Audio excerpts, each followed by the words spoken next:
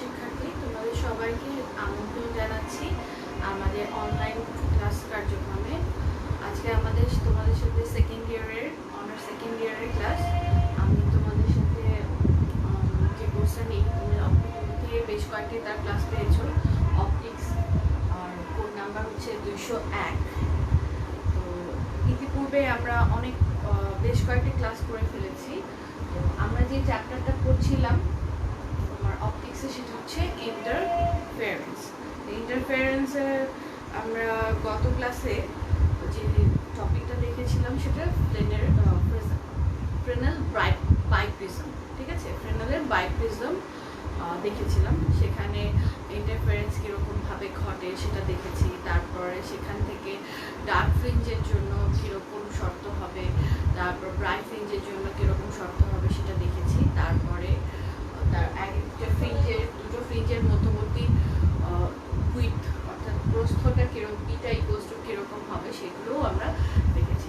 আর তারপরে দুটো স্লিটের মাঝখানের যে দূরত্ব, সেই দূরত্বটা কীভাবে নির্ণয় করা যায় সে পর্যন্ত আমাদের গত ক্লাস ছিল।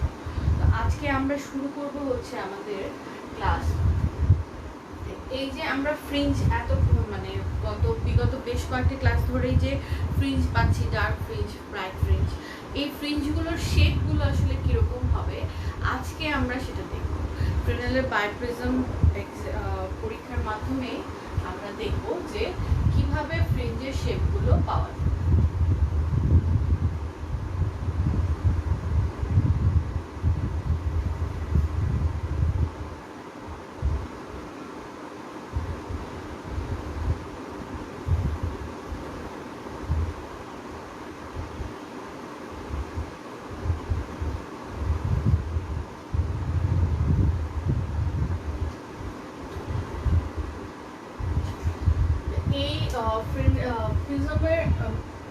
ফ্রেনেলের বাইপ্রিজম পরীক্ষায় যে সোর্স দুটো ইউজ করা হয়েছিল, মানে আমরা যে স্লাইড সোর্সটা ইউজ করেছিলাম সেটা হচ্ছে একটা পয়েন্ট সোর্স। ঠিক আছে, একটা বিন্দু সোর্স ইউজ করা হয়েছে।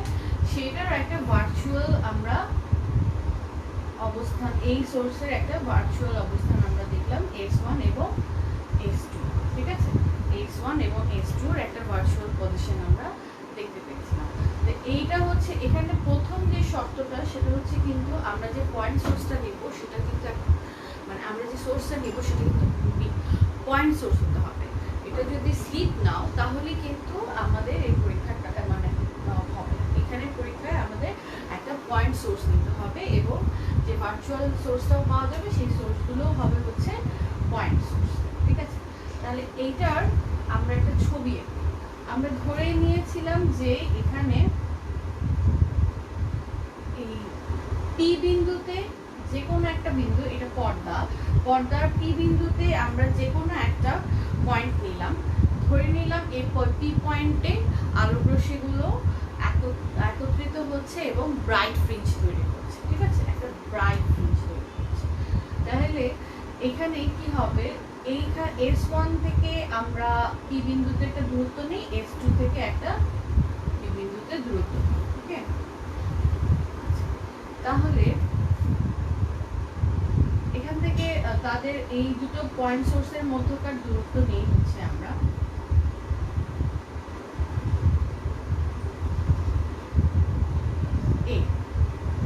পয়েন্ট সোর্সের দূরত্ব নেই হচ্ছে A।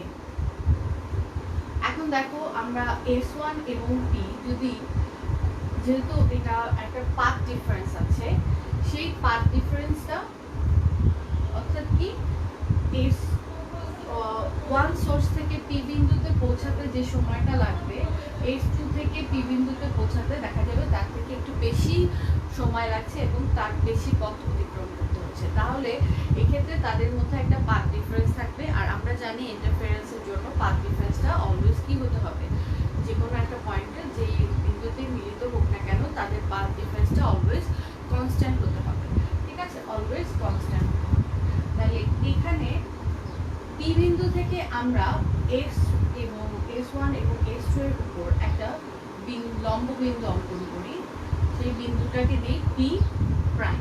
ঠিক আছে, পি প্রাইম দিলাম এবং দুটো স্লিটের দুটো পয়েন্ট সোর্সের একটা মধ্যবিন্দু নিলাম, মধ্যবিন্দুটা নিলাম হচ্ছে ও, ঠিক আছে, ও একটা মধ্যবিন্দু নিলাম। তাহলে এই S1 ও থেকে এই এ দূরত্বটাকে দুই অংশে ভাগ করা যাবে। একটা হচ্ছে উপরের অংশ হচ্ছে a/2 এবং নিচের অংশটাকেও a/2 দুটো অংশে ভাগ করা যাবে, ঠিক আছে। তাহলে এই হচ্ছে আমাদের দুটো কাজ। এবং এই যে পর্দা থেকে যে দূরত্ব, সেই পর্দা থেকে দূরত্ব নিলাম হচ্ছে আমরা y, পর্দা থেকে দূরত্বটা নিলাম হচ্ছে y এবং এই মধ্যবিন্দু থেকে পর্দার যে বিন্দুতে তারা একত্রে মিলিত হবে, অর্থাৎ সবচেয়ে ব্রাইট যে ফ্রিঞ্জটা তৈরি হবে সেই ফ্রিঞ্জের পি বিন্দু থেকে দূরত্ব হচ্ছে x, পি বিন্দু থেকে সবচেয়ে যে পয়েন্টে ব্রাইট ফ্রিঞ্জ পাওয়া যাবে সেই পয়েন্টের দূরত্ব ধরো এটা m বিন্দুর দূরত্ব হচ্ছে তোমার পি m হচ্ছে x, ঠিক আছে। তাহলে এই কয়েকটা পয়েন্ট আমরা নির্দেশ করে দিলাম। তাহলে প্রথমে কি করলাম, দুটো পয়েন্ট সোর্স S1 এবং X2 নিলাম। আচ্ছা, তারপরে পর্দার যে কোনো একটা বিন্দু P নিলাম, ওকে। তারপরে P বিন্দু থেকে S1 এবং S2 এর উপর একটা লম্ব আঁকলাম P প্রাইম, ঠিক আছে। আর আমরা জানি S1 এবং S2 এই দুটোর মধ্যকার দূরত্ব কি ছিল, a। তাহলে এই দুটোকে মধ্যবিন্দুতে ভাগ করলে a হয়ে যাবে a/2 আর নিচের অংশটা হবে a/2, ঠিক আছে।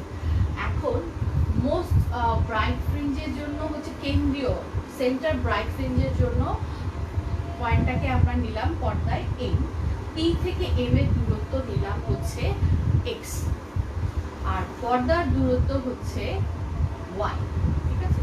পর্দার দূরত্ব হচ্ছে y। এটা হলো আমাদের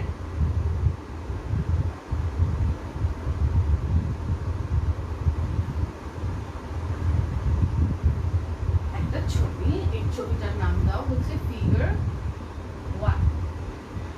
তাহলে এই কাজগুলো আমরা করলাম। এখন শেপ নির্ণয় করার জন্য আমাকে এরকম একটা ছবি আঁকতে হবে। আচ্ছা, তাহলে পি বিন্দু থেকে পি প্রাইমে যেহেতু একটা লম্ব আঁকা হয়েছে, এখন আমরা যদি এই দূরত্বগুলো নির্ণয় করতে চাই, S1 P প্রাইম এই দূরত্বটা নির্ণয় করতে চাই, তাহলে কি করতে হবে, সেন্টার পয়েন্ট থেকে আমরা এই দূরত্বগুলো কাউন্ট করি, তাহলে আমাদের হিসেব করতে সুবিধা হবে। তাহলে S1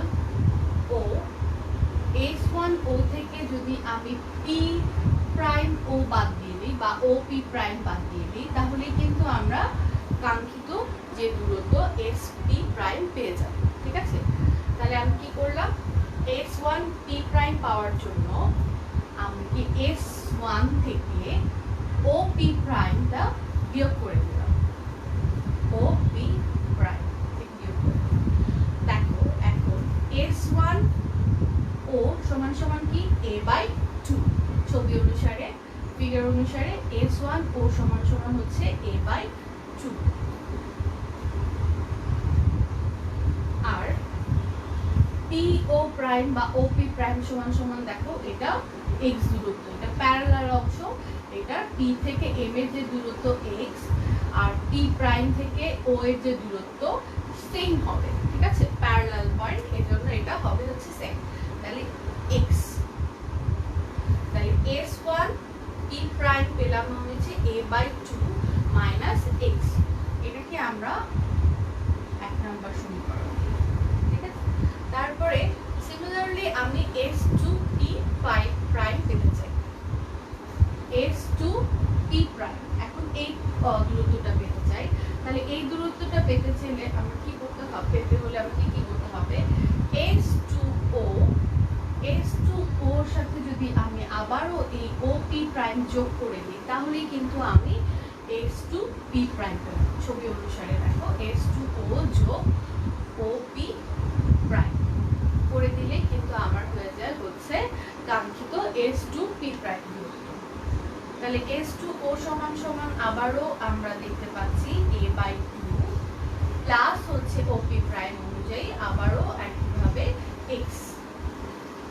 তাহলে S2P প্রাইম সমান সমান A2 প্লাস হচ্ছে x।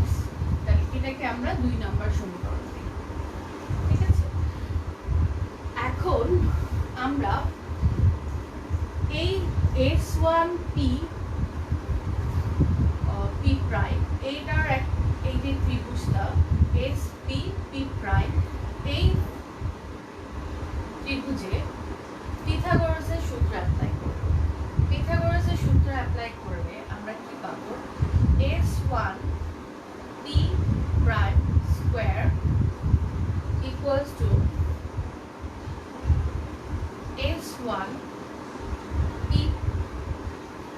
S1P প্রাইম না S1P whole square equals to S1P prime whole square plus হচ্ছে P প্রাইম হোল স্কয়ার, তাই তো?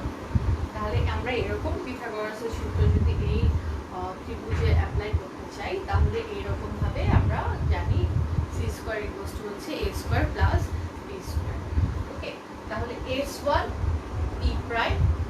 এখন দেখো এই 1 নাম্বার সমীকরণে আমি যে S1P প্রাইম পেয়েছিলাম সেই মানটা আমি এখন বসালাম। তাহলে A1 divided by 2 minus x whole square, তাহলে কি S1P প্রাইম equals to কি ছিল? A divided by 2 minus x whole square, তারপরে হচ্ছে P প্রাইম। P প্রাইম কি হবে? পর্দার দূরত্ব, তাই না? এইখান থেকে পর্দার দূরত্ব কি হচ্ছে? y, তাহলে y স্কয়ার। ওকে, তাহলে এটা পেলাম আমরা হচ্ছে S1P প্রাইম হোল স্কয়ার। আচ্ছা, এটাকে যদি আমি রুট ওভার স্কয়ার করে দিই তাহলে কিন্তু আমি পেয়ে যাব S1P। ঠিক আছে, তাহলে এটাকে আমি রুট ওভার করে দিয়ে পেলাম হচ্ছে S1P। এটাকে আমরা এখন দিয়ে দিই 3 নম্বর সমীকরণ। ঠিক আছে,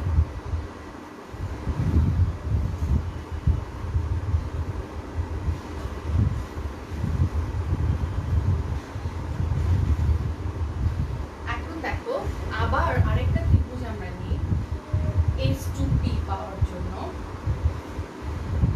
তাহলে আমার লাগবে হচ্ছে S2P প্রাইম, S2P প্রাইম এই অংশটুকু। এখন আমরা এই অংশে আছি, ঠিক আছে? এই অংশে কাজ করছি, এই ত্রিভুজের অংশে। তাহলে এই ত্রিভুজের অংশে যদি কাজ করি তাহলে আবারও একইভাবে অতিভুজ সমান সমান কি হয়ে যাবে? S2P whole square S2P prime whole square plus P prime whole square. ঠিক আছে, তাহলে S2P প্রাইম সমান সমান আমরা কি পেয়েছি?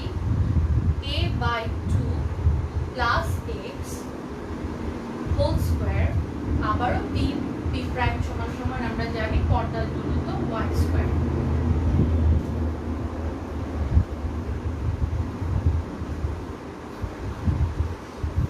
অতএব S2P যদি নিই তাহলে root over A/2 x whole square plus y square. তাহলে এটাকে আমরা দিই 4 নম্বর সমীকরণ। ঠিক আছে, এটাকে আমরা 4 নম্বর সমীকরণ দিলাম। তাহলে দুটো ত্রিভুজ থেকে আমরা যথাক্রমে S1P এবং S2P দুটো দূরত্ব আমরা পেলাম। ঠিক আছে, তাহলে এই দুটো দূরত্বই কিন্তু আমার কি কাজে লাগবে? পথ পার্থক্য অর্থাৎ পাথ ডিফারেন্স বের করতে সাহায্য করবে। এই দুটো দূরত্ব থেকে আমরা পাথ ডিফারেন্স পাবো। তাহলে এই দুটো ডিফারেন্স থেকে যেহেতু পাথ ডিফারেন্স পাবো আমরা, সেটা কিরকম? সেটা হচ্ছে S2 স্টিক থেকে যে ওয়েভটা বের হয়েছে সেই ওয়েভটা হচ্ছে পি বিন্দুতে পৌঁছাতে যে দূরত্ব অতিক্রম করছে সেটা হচ্ছে S2T। আচ্ছা, আর S1 থেকে যে ওয়েভটা বের হচ্ছে সেটা পি বিন্দুতে গিয়ে পৌঁছাতে যে দূরত্ব অতিক্রম করছে সেটা হচ্ছে S1T। এদের মাইনাস করে দিলে এদের যে দূরত্ব, এই দুটো দূরত্ব মাইনাস করে দিলেই আমরা কি পাবো? পাথ ডিফারেন্স পেয়ে যাবো, তাই না?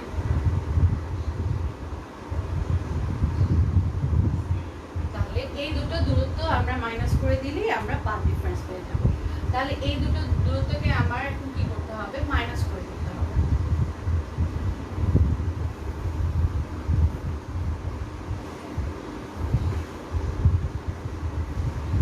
তাহলে S2T সমান সমান আমরা পেয়েছিলাম √a/2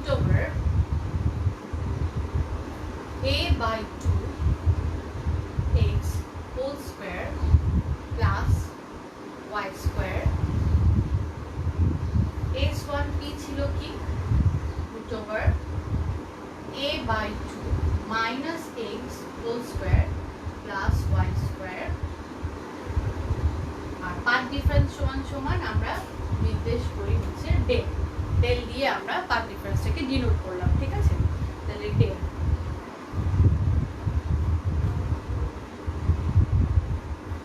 তাহলে এটাকে এভাবে লেখা যায়, আমি যদি এটাকে এই পাশে নিয়ে যাই, এই অংশটুকুকে ডান পাশে নিয়ে যাই, তাহলে এরকম ভাবে পাবো ডেল প্লাস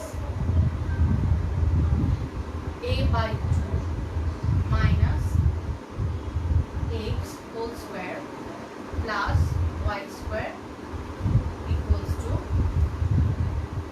√a/2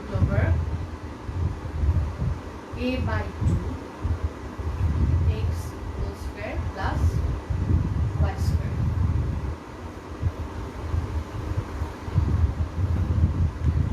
ঠিক আছে? তাহলে এইরকম ভাবে আমরা মান বসাবো। এরপরে আমাদের কাজ কি হবে?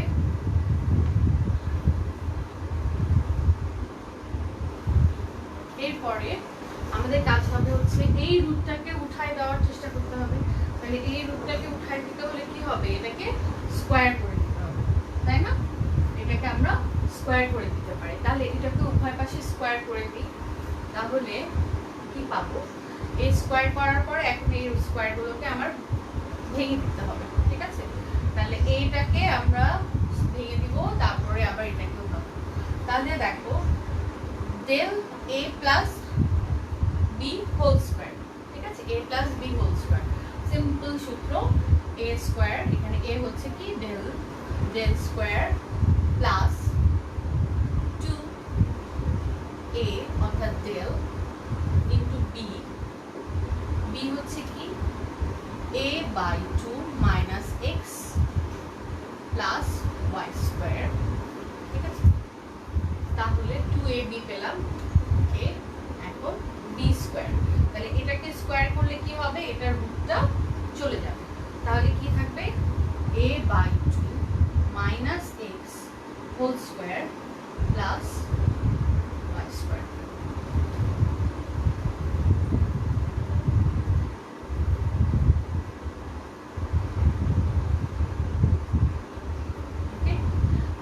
এরপরে ডান পাশে যেটা থাকবে সেটাকেও আবার এরকম √ওভার স্কয়ার করে দিলে কি হবে?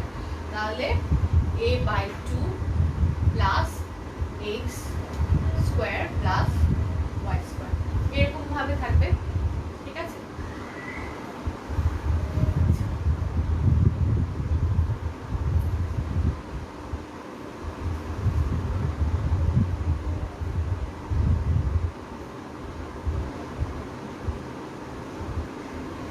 দেখো এখান থেকে আমরা y স্কয়ার এবং y স্কয়ার বাদ দিয়ে দিতে পারি। এর আগে প্লাস আছে, এর আগেও প্লাস আছে ডান পাশে, তাহলে এটাকে কেটে দিলে কি হবে? একটা প্লাস একটা মাইনাস হয়ে যাবে। তাহলে এরকম ভাবে আমরা বাদ দিয়ে দিতে পারি।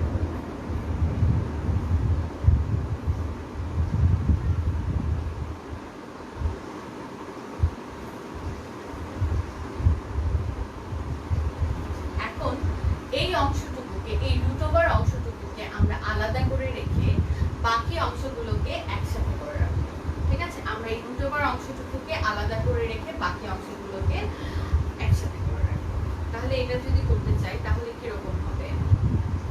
a by 2x whole square minus এই অংশটুকুকে আমি ডান পাশে নিয়ে আসছি, ঠিক আছে? এই অংশগুলোকে আমি ডান পাশে, এই অংশটাকে ডান পাশে নিয়ে আসছি, তাহলে মাইনাস টেল স্কোয়ার, এটাকেও যদি নিয়ে যাই তাহলে minus a by 2 minus x whole square. আচ্ছা, তাহলে এইটাকে আমি ডান পাশে নিয়ে গেলাম, অর্থাৎ এই পাশে এই অংশটুকুকে আমি এভাবে লিখলাম, আর অপর অংশটুকু শুধু বাকি থাকে কি এটাকে আমরা আলাদা করে এইভাবে রেখে দিলাম আগে।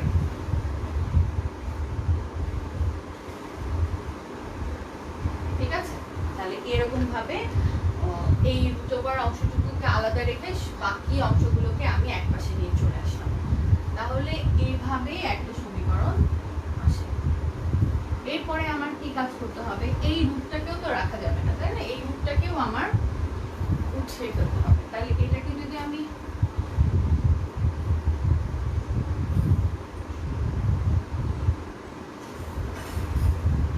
ওঠাতে চাই, তার আগে দেখো এখানে একটা বাম পাশে যে অংশটা আছে সেটাকে খেয়াল করো। এটাকে যদি আমি একটু সাজিয়ে লিখি, a by 2 plus x square minus a by 2 x square, আর এটাকে এই পাশে রাখলাম, আর হচ্ছে 2 into del over a by 2 minus x, এখানে একটা হোল স্কোয়ার বসবে, ঠিক আছে? এখানে একটা হোল স্কোয়ার বসবে।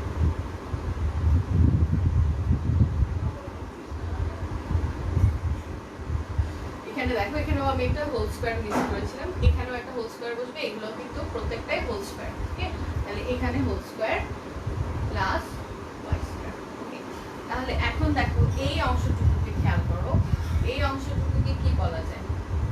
a plus b minus a minus b, তাহলে a plus b whole square minus a minus b whole square করলে কি আসে? 4ab, ঠিক আছে? তাহলে a plus b whole square minus a minus b whole square করলে আসবে হচ্ছে 4ab, তাহলে 4 into a by 2 into, okay, আর এখানে তো যথারীতি ডেল স্কোয়ার আছে, ডেল স্কোয়ারকে আমরা রেখে দিলাম, আর এখানেও 2 ডেল যা ছিল তা, ঠিক আছে, যা ছিল তা লিখলাম।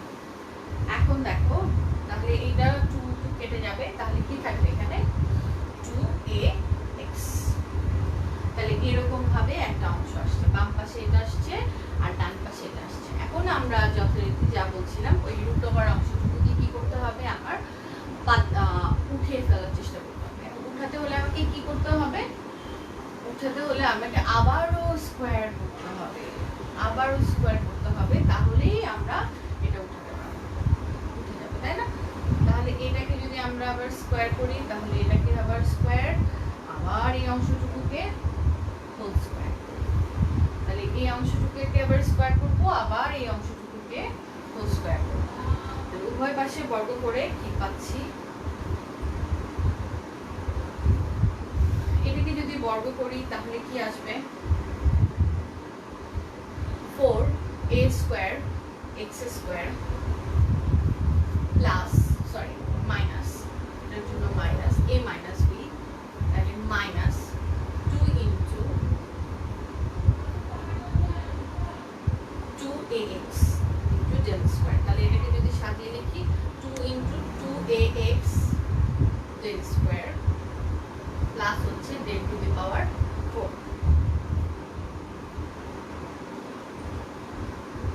ঠিক আছে, ডেল টু দি পাওয়ার 4। আর ডান পাশে কি আসবে? ডান পাশে আসবে হচ্ছে 4 ডেল স্কোয়ার, রুটের উপর স্কোয়ার করলে চলে যাবে, তাই তো? তাহলে a by 2 minus x whole square plus y square. Okay, এরকম। তারপরে এটাকে লেখা যায় 4a square x square into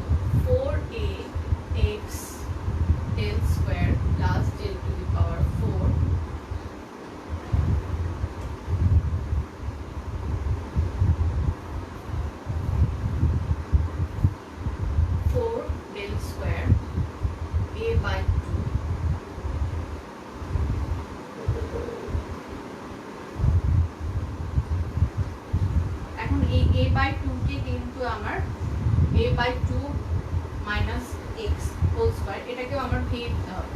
তাহলে কি থাকবে a square divided by 4 minus 2ax। এটা করলে কি হবে, এই 2 টা কেটে যাবে, আমি কি আচ্ছা a/2x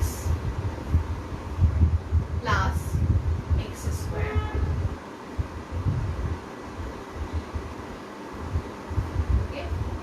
প্লাস y স্কয়ার, এটাকে আমরা সেকেন্ড ব্র্যাকেটে দিলাম। ঠিক আছে, তাহলে কি করলাম, আমি এই অংশটুকুকে ভেঙে দিলাম, a/2 মাইনাস এক্স হোল স্কোয়ারকে ভেঙে দিলাম, ভেঙে দিয়ে কি পেলাম, a/2 কে করলে স্কোয়ার করলে কি হবে, a square by 4 into 2 into a into x. ঠিক আছে, পরে হচ্ছে আবার এক্স স্কোয়ার। তাহলে এইটার সাথে পুরোটার সাথে কিন্তু আসলে গুণ হচ্ছে 4 ডেল স্কোয়ার।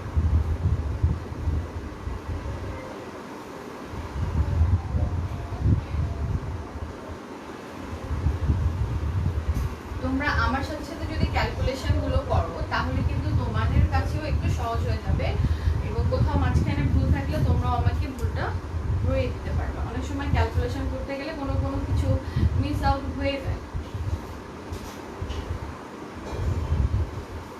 তাহলে এই পাশে এটা ভাবে লিখি 4ax square minus 4ax del square plus del to the power 4 equals to, এখন 4 ডেল স্কয়ার আমরা গুণ করে দেব, এই পুরো টার্মটার সাথে গুণ করে দেব। 4 ডেল স্কয়ারের সাথে যদি a/4 a স্কয়ার বাই 4 গুণ করে দাও তাহলে 4 4 কেটে যাবে, তাহলে কি থাকবে a স্কয়ার ডেল স্কয়ার। আবার এখানে 2 2 কিন্তু অলরেডি কাটা। ঠিক আছে, তাহলে এখানে কি থাকবে 4ax ডেল স্কয়ার। ঠিক আছে, এখানে 2 2 কেটে যাবে, থাকবে কি ax, ax এর সাথে 4 ডেল স্কয়ার গুণ করে দিলাম, তাহলে 4ax ইনটু ডেল স্কয়ার।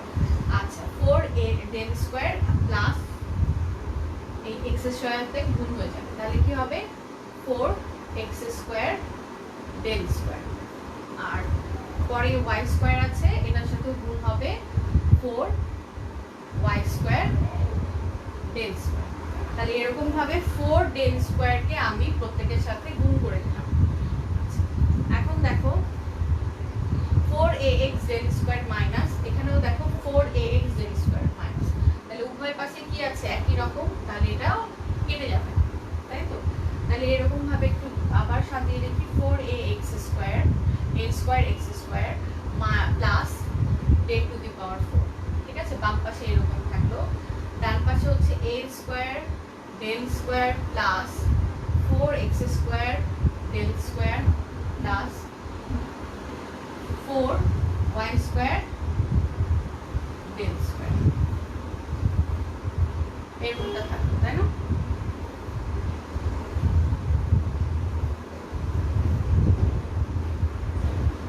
এখন দেখো আমাদের কাজ হবে হচ্ছে x স্কয়ারের অংশগুলোকে একপাশে নিয়ে y স্কয়ারের অংশগুলোকে একপাশে নিয়ে রাখা।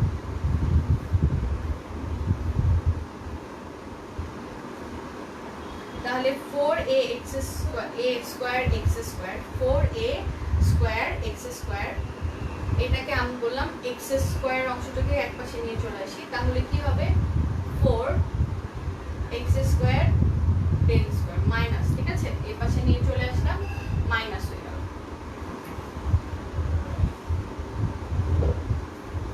তারপরে কি করব, এই yটাকেও একপাশে নিয়ে চলে আসবো, 4y স্কয়ার ডেল স্কয়ার। আর এই অংশটুকুকে আমি ডান পাশে রেখে দিলাম, a স্কয়ার ডেল স্কয়ার আর minus del to the power 4। ঠিক আছে, তাহলে x এবং y টার্মগুলোকে আমি এক পাশে নিয়ে আসলাম এবং বাকি অংশগুলোকে ডান পাশে রেখে দিলাম।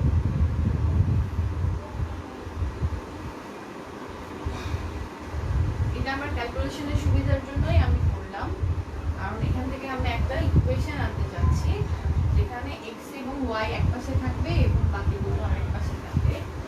আচ্ছা, এখন দেখো এখান থেকে কি কমন যাবে 4x স্কয়ার। 4x স্কয়ার যদি কমন নিই ভেতরে থাকবে কি a square minus del x square. ঠিক আছে, a square minus del square. তাহলে 4y স্কয়ার ডেল স্কয়ার। আর এখান থেকেও আমার কি কমন যাবে ডেল স্কয়ার কমন যাবে। তাহলে কি থাকবে a square minus del square. ঠিক আছে, তাহলে এরকম ভাবে আমি ডান পাশে ডেল স্কয়ার কমন নিলাম, তাহলে কি থাকবে a square minus del square. এখন আমার কাজ হচ্ছে এগুলোকে ভাগ করে দেওয়া। x এর সাথে কোনো কিছুই সহগ রাখা না এবং y এর সাথেও কোনো রকম কোনো কিছু রাখবো না। এই পুরো অংশটুকুকেই, আর এই পাশে ডান পাশে কি রাখবো, ডান পাশে 1 রাখবো, আর এই অংশটুকুকে x রাখার চেষ্টা করবো x স্কয়ার, আর এই অংশটুকুকে কি y স্কয়ার, এইভাবে আকারে রাখার চেষ্টা করবো। তাহলে এই অংশটুকুকে x স্কয়ার, এই অংশটুকুকে y স্কয়ার, আর ডান পাশে 1 আকারে যদি আনতে চাই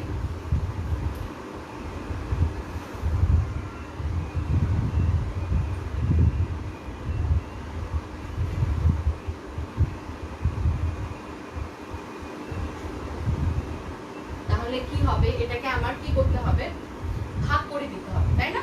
এই অংশটুকুকে যদি 1 আকারে রেখে দিতে চাই, ডান পাশে যদি 1 রাখতে চাই, তাহলে এই অংশটুকুকে পুরো কি করতে হবে আমার ভাগ করে দিতে হবে। তাহলে 4x square a square minus del square কে যদি তুমি del square a square by del square তে ভাগ করে দাও, আবার এই অংশটুকুকেও 4y স্কয়ার ডেল স্কয়ার কে যদি ডেল স্কয়ার a স্কয়ার দিয়ে a square minus del square দিয়ে ভাগ করে দাও, তাহলে এই পাশে কি থাকবে 1। ওকে, তাহলে দেখো এখান থেকে এই অংশটুকু কাটে চলে যায়, আবার এখান থেকে এই অংশটুকু বাদ যায়, তাই তো? তাহলে কি আসবে 4x square by del square, আর এখানে কি থাকবে 4y square by a square minus del square equals to 1। আচ্ছা, আমি আগেই বললাম যে আমি চেষ্টা করছি যাতে এটার সাথে কি থাকে শুধু x স্কয়ার থাকে এবং y স্কয়ার থাকে। তাহলে এই 4টাকেও আমার কি করে দিতে হবে ভাগ করে দিতে হবে।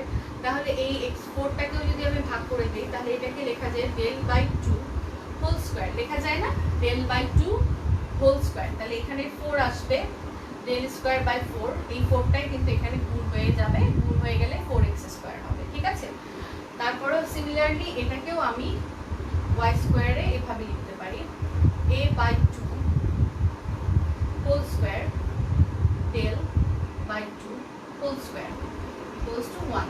দেখো এখানেও যদি আমি হোল স্কয়ার করে দিই, তাহলে a square by 4 del square by 4, এই 4 কে কমন নিলে কি হয়ে যাবে a square minus del square, আর এই 4 কে যদি উপরে নিয়ে যাও তাহলে 4y স্কয়ার। তাহলে এরকম ভাবে আমরা লিখতে পারি। তাহলে দেখো এখন দেখো একটা সুন্দর সমীকরণ চলে আসছে, সেই সমীকরণটা কি এইরকম। ঠিক আছে, এটাই আমার কাঙ্ক্ষিত সমীকরণ। এখন এই সমীকরণের সাথে একটা সমীকরণের মিল আছে, আমরা যে ফ্রিঞ্জের শেপ পেতে চাই সেই শেপের সাথে এটার একটা মিল আছে। যেমন এটার মিলটা কোথায় আছে, এটা একটা হাইপারবোলার সমীকরণ। হাইপারবোলার সমীকরণটা কিরকম,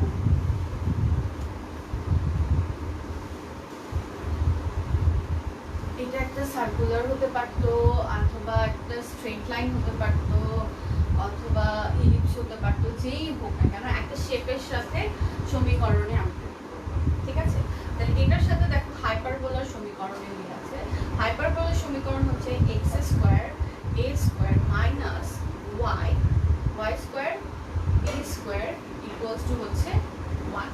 এটা হচ্ছে আমাদের হাইপারবোলার সমীকরণ। এখানে এটাকে যদি a ধরো আর এটাকে যদি b ধরো, তাহলে a স্কয়ার b স্কয়ার, তাহলে a সমান সমান কি আসছে আমাদের a ডেল বাই 2, আর b সমান সমান কি আসছে root over a by 2 whole square del by 2 whole square. এখন দেখো এটা একটা হাইপারবোলা সমীকরণ। তাহলে ফ্রিঞ্জের শেপটা যে পাথ ডিফারেন্সটা পাচ্ছি সেটা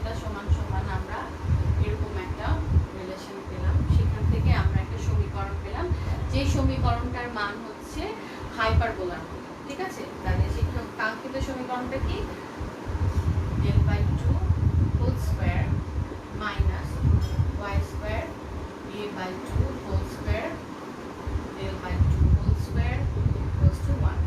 তাহলে এটা আমাদের হাইপারবোলার সমীকরণের সাথে মিলেছে।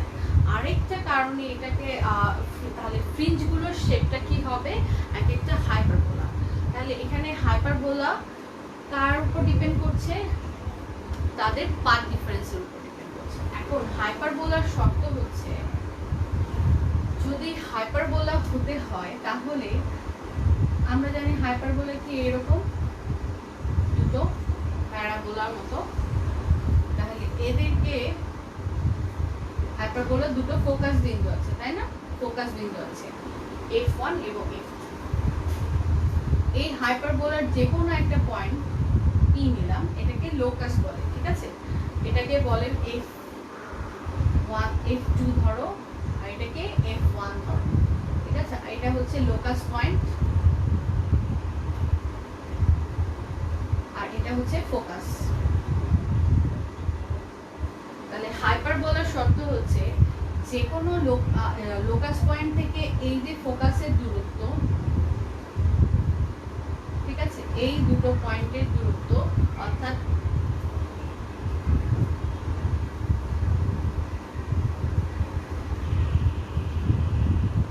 লোকাসের থেকে দুটো পয়েন্টের দূরত্ব pf1 মাইনাস pf2, যে কেউ বড় হতে পারে, ঠিক আছে? তাহলে এরকম ভাবে মাইনাস দিলাম, এটা থেকেও বিয়োগ হতে পারে, এটা থেকেও বিয়োগ হতে পারে। ওকে, তাহলে হচ্ছে pf1 minus pf2 equals to 2a, অর্থাৎ একটা কনস্ট্যান্ট মান, ঠিক আছে? এই দুটোর ফোকাসের দূরত্ব যদি 2a হয়, এই দুটো ফোকাসের দূরত্ব যদি, দুটো ফোকাস পয়েন্টের দূরত্ব যদি 2a হয়, তাহলে হাইপারবোলার যে কোনো একটা বিন্দু থেকে এই পয়েন্টটাকে যদি আমি p বলি, এই p বিন্দু থেকে আমি লোকাস পয়েন্ট বলছি, এই লোকাস পয়েন্ট থেকে ফোকাস গুলোর দূরত্ব বিয়োগ হচ্ছে একটা কনস্ট্যান্ট। এটা হচ্ছে হাইপারবোলার শর্ত, ঠিক আছে? হাইপারবোলার শর্ত হলো কি, যে pf1 minus pf2 equals to হচ্ছে 2a। এখান থেকেও দেখো আমরা স্লিটের এখানে যদি একটা হাইপারবোলা ধরো, আমি বলছি যে ফ্রিঞ্জগুলো শেপ হবে হচ্ছে হাইপারবোলা। তাহলে এই হাইপারবোলাতে যে কোনো একটা পয়েন্টে দূরত্বটা কি, এই দুটোকে x1 এবং x2টাকে যথাক্রমে আমার f1 এবং f2 ফোকাস ধরো, তাহলে s1 স্লিটটা, s1 পয়েন্ট সোর্সটা কি হয়ে যাবে, একটা ফোকাস, আর s2টা কি হয়ে যাবে, আরেকটা ফোকাস। অর্থাৎ এটা যদি আমরা f1 ধরি করেসপন্ডিং টু f1, আর এটা যদি আমরা f2 ধরি, তাহলে p থেকে যে দূরত্ব ps2 মাইনাস ps1, অর্থাৎ আমাদের যে দূরত্বটা ছিল s2p মাইনাস s1p, আমরা একটু আগে যে বের করলাম, সেটার মান কি হবে, হচ্ছে কনস্ট্যান্ট। অর্থাৎ পাথ ডিফারেন্সটা কি হতে হবে, এটা হতে হবে একটা কনস্ট্যান্ট মান, ঠিক আছে? এটা হতে হবে একটা কনস্ট্যান্ট মান, যেটা আমাদের পাথ ডিফারেন্স, আমাদের ইন্টারফারেন্সে এখানে একটা পাথ ডিফারেন্স, তাই না? এই path difference s2p minus s1p equals to হচ্ছে পাথ ডিফারেন্স। এই পাথ ডিফারেন্সটা কি হবে, ইন্টারফারেন্স হওয়ার জন্য কি হতে হবে, অলওয়েজ কনস্ট্যান্ট হতে হবে, p বিন্দুতে অলওয়েজ কনস্ট্যান্ট হতে হবে। অর্থাৎ এই p থেকে যদি তুমি এই পয়েন্টেও নিয়ে আসো, তাহলেও যে দূরত্ব দুটো পয়েন্টের পাবা সবসময় 2a পাবা, এখান থেকে যদি নাও তাহলেও 2a পাবা, তারপর এখান থেকে যদি নাও তাহলে এই লোকাস পয়েন্টটা কিন্তু ভ্যারি করতে পারে, এখানে আসতে পারে, এখানে আসতে পারে, এখানে আসতে পারে, এখানে আসতে পারে, এখানে আসতে পারে, এখানে আসতে পারে। যেই পয়েন্টেই নাও না কেন, সবকটার ক্ষেত্রে কি আসবে, দুটোর বিয়োগফল আসবে হচ্ছে 2a, ঠিক আছে? তাহলে এটা হচ্ছে তাদের শর্ত। তাহলে এই p পয়েন্টের যে কোনো জায়গায় যাও না কেন, এই ফ্রিঞ্জের যে পয়েন্টেই তুমি নাও না কেন, এইটা থেকে এই কেন্দ্র থেকে এটার ফোকাস পয়েন্ট থেকে যে দূরত্ব, এখন যদি এখানে নাও এটার যে দূরত্ব, আবার যদি একটু পরে এখানে নাও, আবার যদি এখান থেকে এটা নাও, অর্থাৎ এই ফ্রিঞ্জের যে কোনো পয়েন্ট থেকে যে দূরত্বই নাও না কেন, ফ্রিঞ্জগুলো তো আমরা এরকম ভাবে শেপের দেখতে পাচ্ছি, তার মানে হচ্ছে এইগুলোর যে কোনো পয়েন্টেই নাও না কেন, এখান থেকে এই সিটগুলোর যে দূরত্ব অর্থাৎ পয়েন্ট সোর্সের যে দূরত্ব অর্থাৎ S1 এবং S2, এটার দূরত্ব এখান থেকে যেটা আসবে, এই পয়েন্ট থেকে এটা যে আসবে, এই পয়েন্ট থেকে এটা যে আসবে, সেগুলো অলওয়েজ একই রকম কনস্ট্যান্ট থাকতে হবে। এই পাথ ডিফারেন্সটা অলওয়েজ সেম থাকতে হবে। আমরা জানি ব্রাইট ফ্রিঞ্জের জন্য এই পাথ ডিফারেন্সটা কি n ল্যাম্ডা।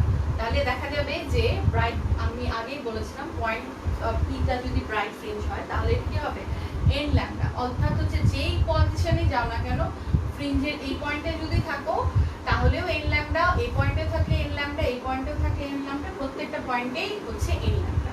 তাহলে এটা হচ্ছে আমাদের হাইপারবোলার শর্ট।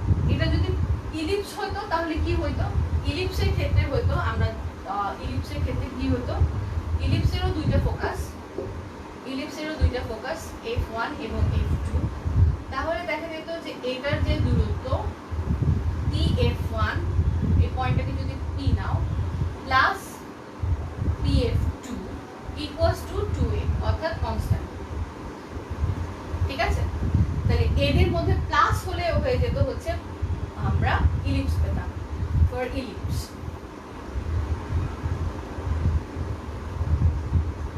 যদি এই শেপটা ফ্রিঞ্জের শেপটা যদি ইলিপস হতো তাহলে এদের মধ্যকার যোগফলটা হয়ে যেত কনস্ট্যান্ট, কিন্তু আমাদের তো আসলে পাথ ডিফারেন্স লাগে অর্থাৎ বিয়োগফল।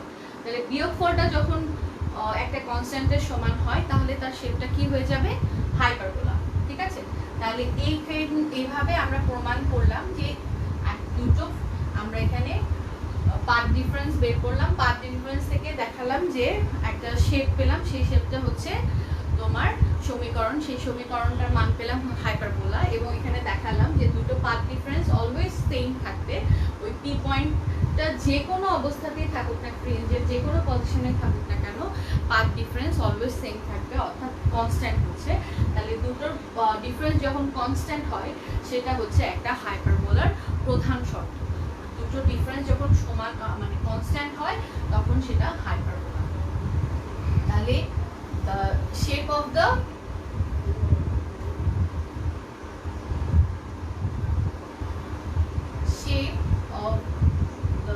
fringes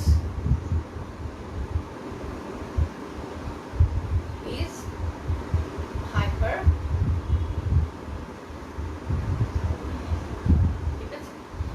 hyperbolic। ঠিক আছে, তাহলে এগুলো হচ্ছে হাইপারবোলিক। এখন দেখো কেন্দ্রে এসে কিন্তু কেন্দ্রীয় পয়েন্টে অর্থাৎ এন্ড পয়েন্টে কোনো কিন্তু পাথ ডিফারেন্স নেই, অর্থাৎ S1m এবং S2m কিন্তু সমান, অর্থাৎ তারা একই সময় ওই বিন্দুতে পৌঁছায়, S2m সমান, তাদের মধ্যে কিন্তু কোনো পাথ ডিফারেন্স নেই। তাহলে এই পয়েন্টটা কি হয়ে যাবে, স্ট্রেট। ঠিক আছে, এই পয়েন্টটা স্ট্রেট। তাহলে আস্তে আস্তে যখন কেন্দ্রীয় থেকে সেন্টার পয়েন্ট থেকে যতই আমরা সেন্টার ব্রাইট পয়েন্ট, ঠিক আছে, এই পয়েন্টটা হচ্ছে দূরত্ব S1m আর S2m, এটা সব সময় একই সমান হওয়াতে এই পয়েন্টটা স্ট্রেট লাইন।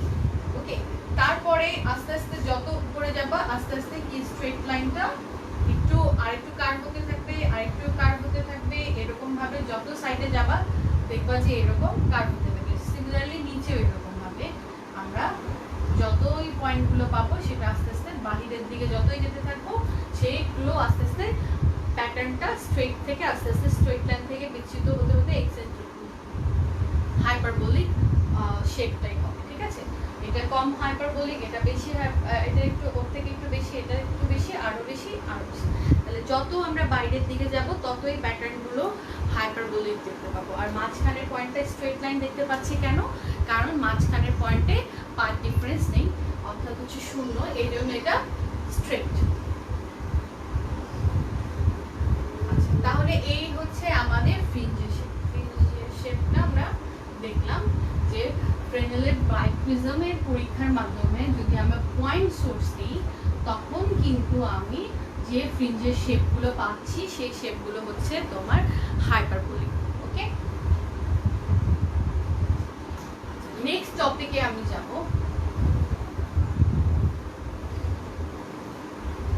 নেক্সট যে টপিক সেটা হচ্ছে আমরা এতক্ষণ যে দুটো পরীক্ষা দেখেছিলাম, ফ্রেনেলের বাইপ্রিজম এবং ইয়ং এর ডাবল স্লিট এক্সপেরিমেন্ট, এই দুটো এক্সপেরিমেন্টই ছিল কি তোমার ইন্টারফারেন্সের একটা উদাহরণ। তো এই দুটো উদাহরণই ছিল ইন্টারফারেন্স ঘটেছে কিন্তু ওয়েভ ফ্রন্টের স্প্লিটিং এর মাধ্যমে। অর্থাৎ ওয়েভ ফ্রন্টগুলো কি হয়েছে, এই স্লিট থেকে যে ওয়েভ ফ্রন্টগুলো বের হয়েছে, আবার এই স্লিট থেকে ওয়েভ ফ্রন্ট বের হয়েছে, এগুলো কিন্তু স্প্লিট হয়ে গেছে। অর্থাৎ এই যে সেন্ট্রাল যে ওয়েভটা ছিল সেটা স্প্লিট হয়ে দুটো ওয়েভ ফ্রন্টে উপরিপাতনের ফলে আমরা কি দেখেছি, ইন্টারফারেন্স দেখেছি। এখন এখানে আমি কি এই দুটো পরীক্ষায় ছিল হচ্ছে ওয়েভ স্প্লিটিং অফ ওয়েভ ফ্রন্টের মাধ্যমে কিভাবে ইন্টারফারেন্স পাওয়া যায়। এখন আমাদের আরেকভাবে ইন্টারফারেন্স পাওয়া যায়, সেটা হচ্ছে অ্যামপ্লিটিউড স্প্লিটিং এর মাধ্যমে। অর্থাৎ হচ্ছে অ্যামপ্লিটিউডকে তো আমি যদি স্প্লিট করতে পারি তাহলেও কিন্তু আমরা ইন্টারফারেন্স পাবো।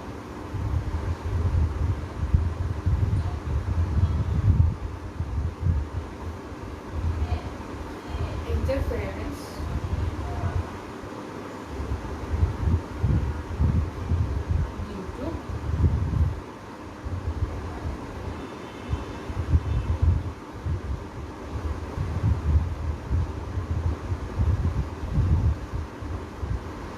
অ্যামপ্লিটিউডের স্প্লিটিং এর মাধ্যমেও কিন্তু আমরা ইন্টারফারেন্স পেতে পারি। সেটা কিরকম ভাবে, সেটার জন্য আমাদের একটা গ্লাস প্লেট নিতে হবে।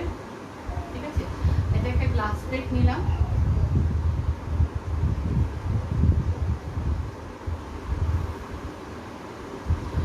তো একটা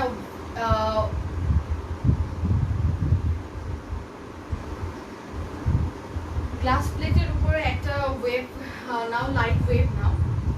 সেই লাইট ওয়েভটা যখন, ঠিক আছে, এরকম একটা লাইট ওয়েভ নিলাম। সেই লাইট ওয়েভটা যখন এই গ্লাস প্লেটের উপরে এসে পড়বে তখন কিছু অংশ কি হবে, এটার একটা অবিলম্ব আছে। ঠিক আছে, তাহলে এই অবিলম্ব যেহেতু আমরা জানি এটা কি মিডিয়াম, এটা ডেন্সার মিডিয়াম। তো লাইট হচ্ছে কি রেয়ার মিডিয়াম থেকে ডেন্সার মিডিয়ামে যাচ্ছে, তার কি হবে, অবিলম্বর দিকে সরে আসবে। ঠিক আছে, তাহলে অবিলম্বর দিকে সরে আসবে, অরিজিনাল ডিরেকশন থেকে অবিলম্বর দিকে কিছুটা সরে আসবে। তাহলে এরকম পেলাম। আচ্ছা, আর কিছু লাইট চলে আসবে হচ্ছে, এটা হচ্ছে কিছু অংশ ট্রান্সমিটেড হলো, অর্থাৎ কিছু অংশ ট্রান্সমিটেড হলো, আর কিছু অংশ হবে কি রিফ্লেক্টেড, কিছু অংশ হবে হচ্ছে রিফ্লেক্টেড। তাহলে এরকম ভাবে যদি একটা লাইট ওয়েভকে যদি আমরা একটা গ্লাস প্লেটের উপরে মানে আপতিত করাই, বা when a light wave incident on a glass plate, then some portion of the wave will be transmitted and some will be reflected. ঠিক আছে, তাহলে এখানে কি হচ্ছে, কিছু অংশ ট্রান্সমিটেড হয়ে গেল এবং কিছু অংশ কি হচ্ছে রিফ্লেক্টেড হয়ে গেল। এই দুটো ওয়েভে, এই মূল ওয়েভের অরিজিনাল ওয়েভের দুটো অংশ যে পেলাম, এই দুটো অংশের যে অ্যামপ্লিটিউড, এই অ্যামপ্লিটিউডগুলো হচ্ছে কি lower than the this amplitude, both amplitude are lower than the original amplitude.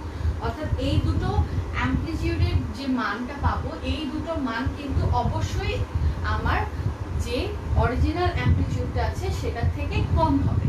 তাহলে এভাবে আমরা কি করলাম, ফিগারের মাধ্যমে দেখতে পেলাম, সিম্বলিক্যালি দেখতে পাচ্ছি যে অ্যামপ্লিটিউডকে দুইটা অংশে ভাগ করা হলো, অর্থাৎ হচ্ছে দুটো স্প্লিট করা হলো। তাহলে এই যে আমরা এই অংশটুকুকে আমরা স্প্লিট করলাম। ঠিক আছে, এখন এই স্প্লিটেড অংশটা যখন আবার এখানে এসে আপতিত হবে তখন কি হবে, কিছু অংশ তোমার রিফ্লেক্টেড হয়ে যাবে আর কিছু অংশ আবার ট্রান্সমিটেড হয়ে যাবে। ঠিক আছে, কিছু অংশ রিফ্লেক্টেড হয়ে যাবে আবার কিছু অংশ ট্রান্সমিটেড হয়ে যাবে। তাহলে এটা কি হয়ে যাবে, ট্রান্সমিটেড অংশ। Next secondary transmission.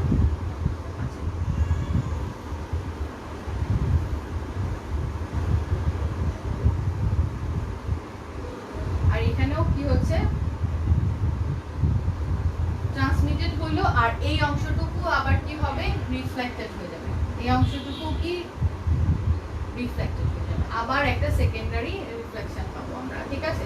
তাহলে পরবর্তীতে ও গ্লাস প্লেট থেকে যখন ওয়েভটা বের হতে যাবে তাহলে কিছু অংশ কি হয়ে যাবে, ট্রান্সমিটেড হয়ে যাবে, আর কিছু অংশ রিফ্লেক্টেড হয়ে যাবে। এটাও আবার কি হয়ে যাবে, আমরা সেকেন্ড টাইম ট্রান্সমিটেড হবে, ঠিক আছে, সেকেন্ড টাইম ট্রান্সমিটেড হবে। তাহলে এখানে দেখো এই যে ওয়েভটা আবার কি হচ্ছে, এই অংশ থেকে আবার ট্রান্সমিটেড হচ্ছে, এই দুটো প্যারালাল ওয়েভ পাচ্ছি। দেখা যাবে অসীমে যদি আমি একটা ডিটেক্টর রাখি, এই দুটোকে যদি একটা ডিটেক্টরে আমরা মিলিত করতে পারি তাহলে এই দুটো পয়েন্ট আলটিমেটলি এক সময় মিলিত হয়ে যাবে। এই মিলিত হলে তখন কি হবে, একটা ইন্টারফারেন্স তৈরি হবে, ঠিক আছে। তাহলে এখানে আমরা একটা ইন্টারফারেন্স দেখতে পাবো। তাহলে আমরা কি করলাম, প্রথমে একটা অরিজিনাল যে ওয়েভটা নিলাম সেই ওয়েভটাকে আমরা গ্লাস প্লেটে আপতিত করলে দেখা যায় যে দুটো অংশে ভাগ হয়ে যায়, একটা হচ্ছে ট্রান্সমিটেড হয় কিছু অংশ, আর কিছু অংশ রিফ্লেক্টেড হয়।